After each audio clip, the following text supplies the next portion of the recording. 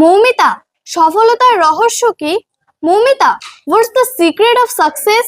সফলতার কোনো গোপন রহস্য নেই। সফলতা আসে প্রতিদিনের ছোট ছোট চেষ্টার মাধ্যমে। There is no secret. Success comes from small daily effort. কিন্তু কিছু মানুষ খুব দ্রুত সফল হয়ে যায়, কিভাবে? But some people become success very fast, how? এটা দ্রুত মনে হতে পারে, কিন্তু তারা বছরের পর বছর কঠোর পরিশ্রম করে। It may look fast, but they work hard for years. সফল মানুষ কি কখনো ব্যর্থ হয়? Do successful people ever fail? হ্যাঁ, তারা অনেকবার ব্যর্থ হয়।